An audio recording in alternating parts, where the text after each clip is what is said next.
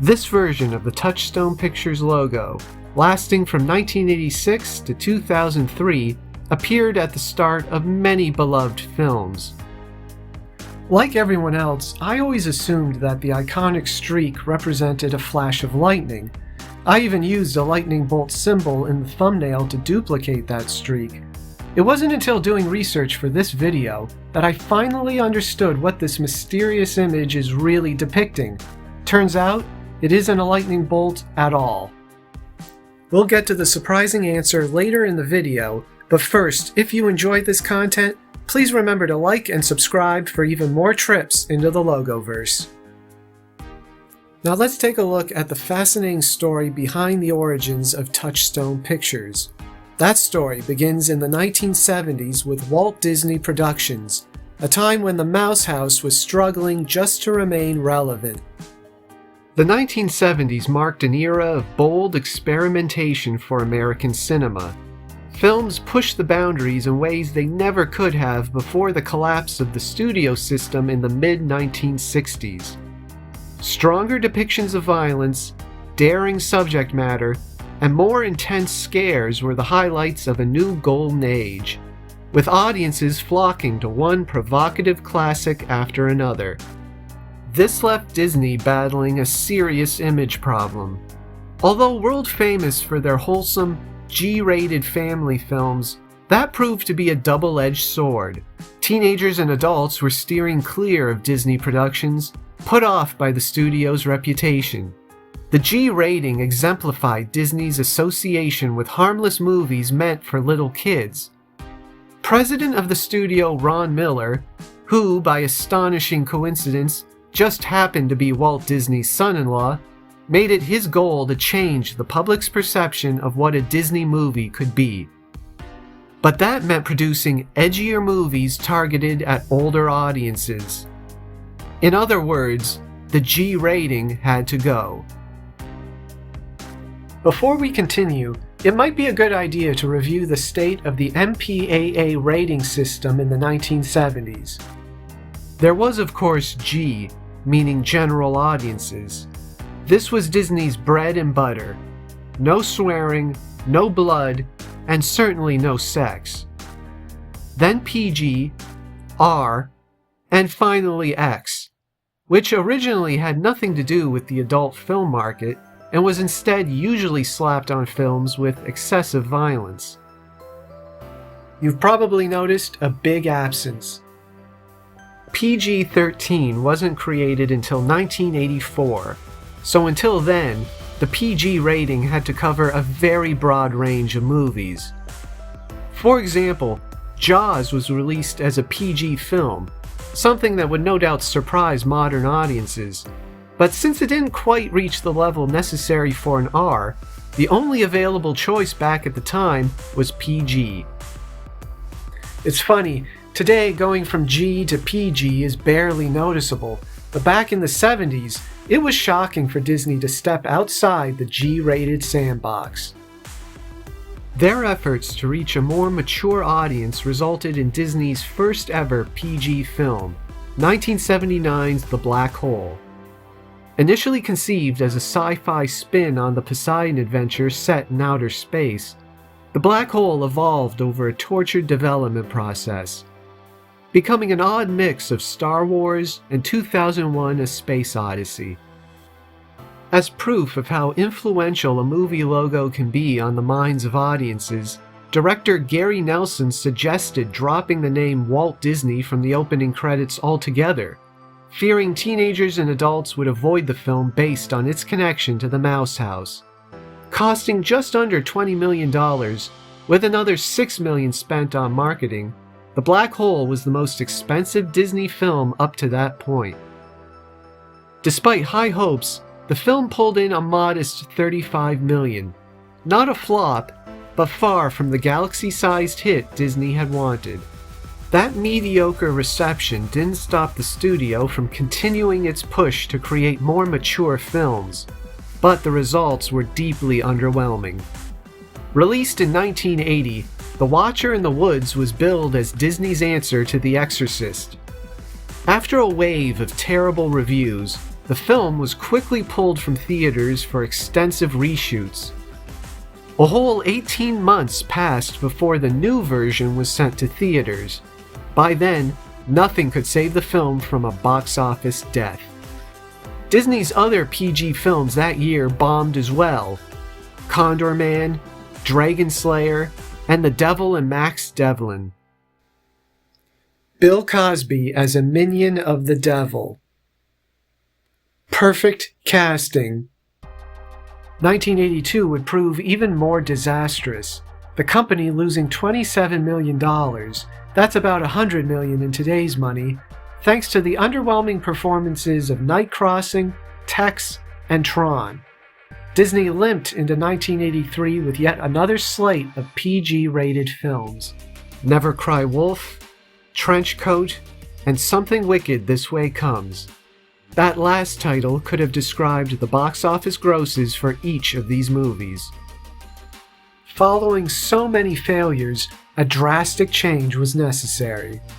On February 15, 1984, Ron Miller began Touchstone Films, an alternate label that served as Disney's home for older skewing films, finally giving those movies a chance to stand on their own 2 feet without the baggage of the Disney brand. Like I mentioned earlier, 1984 was the year the MPAA added a new rating, PG-13. In many ways, Touchstone and PG-13 were really fixing the same problem. They both created a space for modern movies, films with grittier action and edgier humor. Less than a month after Disney announced this new label, Touchstone Films released their first movie, Ron Howard's Splash, starring Tom Hanks, Daryl Hannah, and John Candy. An immediate success, Splash ended up the 10th highest-grossing film of 1984, and has remained a comedy favorite ever since. 1985 would see Touchstone release 2 more films, the mostly forgotten Baby, Secret of the Lost Legend, and the teen comedy flop My Science Project. But 1986 gave them 3 hits, starting with Down and Out in Beverly Hills, which has the distinction of being Disney's first R-rated film, something that would have been absolutely impossible without the Touchstone banner. Next came Ruthless People, an even bigger success. Following that release, Touchstone Films became the more familiar Touchstone Pictures. They finished off 1986 with Martin Scorsese's The Color of Money, another success that earned Paul Newman his only Academy Award. Touchstone not only had genuine commercial hits, they now had their signature logo. Against a black background, a blue oval enters the frame at the bottom of the screen, extending clear across to the other side.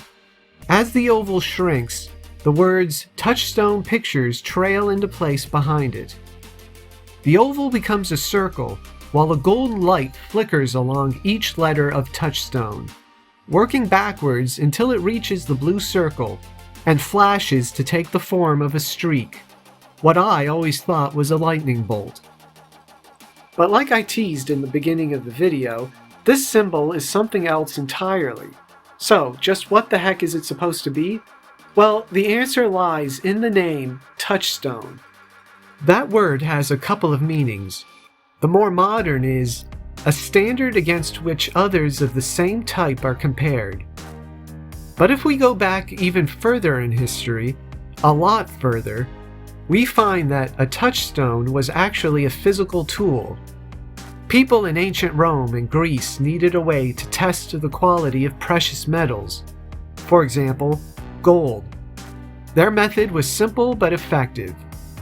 Jewelers would rub precious metals against a block of rough stone. This would leave a fine trace of the metal's alloy on the stone's surface. By visually examining the quality of that sample, a trained eye could judge its purity. With that little history lesson in mind, the logo takes on a whole new layer of meaning. The image depicts an actual touchstone. That blue circle represents the physical stone, while the streak, or lightning bolt, represents the gold tracing left on the stone's surface. Not only does the logo make more sense now, we can appreciate it on an even deeper level, knowing just how elegantly the design ties in with the name Touchstone. There was one more element to this logo: the music. Most of the Touchstone films that I remember opened with the movie's score already playing over the logo, but occasionally you'd hear the fanfare, which consisted of synthesized bells culminating in a loud twang. That riveting music always captured my attention. Veteran film composer John Debney scored the music. If he sounds familiar, you may have seen my video on the classic 90s Disney logo. Debney also scored the brilliant rendition of When You Wish Upon a Star. So we can thank him for giving us two iconic fanfares. As Touchstone marched into the late 1980s, they continued offering up hit after hit: Adventures in Babysitting, Stakeout, Three Men and a Baby, and Good Morning Vietnam. By 1988, Touchstone Pictures had catapulted Disney past all other film studios to become the reigning box office champion, a remarkable turnaround from several years earlier. 1988 also brings us to one of my favorites, easily one of the most celebrated Touchstone movies, Who Framed Roger Rabbit, which opens with Alan Silvestri's moody score playing over the logo, immediately establishing the 1940s film noir tone. Speaking of movies that have a question for a title, in 1991, Touchstone released another one of my favorite comedies, What About Bob? Bill Murray and Richard Dreyfuss didn't get along very well, but that may have actually helped the on-screen humor. What About Bob is a great summer film, but if you're looking for a movie to watch in the fall or winter, you can't do much better than 1993's Nightmare Before Christmas. What's interesting is that the Touchstone logo isn't included on the Blu-ray. It's been plastered over with the modern Disney logo, and I think that's unfortunate because the truth is, Nightmare was released under the Touchstone banner. A film like this would never have been made at Disney back then. It would have been considered too weird, too dark, even too scary, but the existence of Touchstone made this film possible. Tim Burton gave us another Touchstone classic, Ed Wood. Although not a box office success in 1994, the movie has been rediscovered over the years and is now regarded as one of Tim Burton's best. It kicks off with a cool variation of the Touchstone logo, which is in black and white like the rest of the film. A spooky lightning bolt leaves behind the gold streak, further enforcing the idea that the streak had something to do with either lightning or thunder. We know better now, but it still makes for a nice twist on the logo. And who could forget the action movie masterpiece, Con Air? Nicolas Cage is Cameron Poe, and John Malkovich is Cyrus the Virus in this glorious R-rated blockbuster. Of course, maybe the most memorable character aboard the Jailbird is Garland Green, aka the Marietta Mangler, played by the always excellent Steve Buscemi. A year after the release of Con Air, Buscemi appeared in Touchstone's most financially successful film worldwide, Michael Bay's disaster epic Armageddon. In 2003, the first Pirates of the Caribbean proved a massive hit, but that might have signaled the beginning of the end for Touchstone. Audiences were now more than willing to accept a Disney film that fell well outside a G rating. Over the next decade, the need for Touchstone Pictures gradually faded until they were officially retired in 2017, a big loss for movie fans. Like their name suggested, Touchstone really did set a high standard. They produced a ton of films that connected with audiences all over the world. I didn't fully appreciate the incredible legacy Touchstone left behind until I started making this video. I have a whole new respect for Touchstone Pictures, and I hope you do too. I'm Michael Cahill. Watch for my next video, where we'll explore the 70th anniversary of MGM. You knew Leo the Lion had to show up sooner or later. Until then,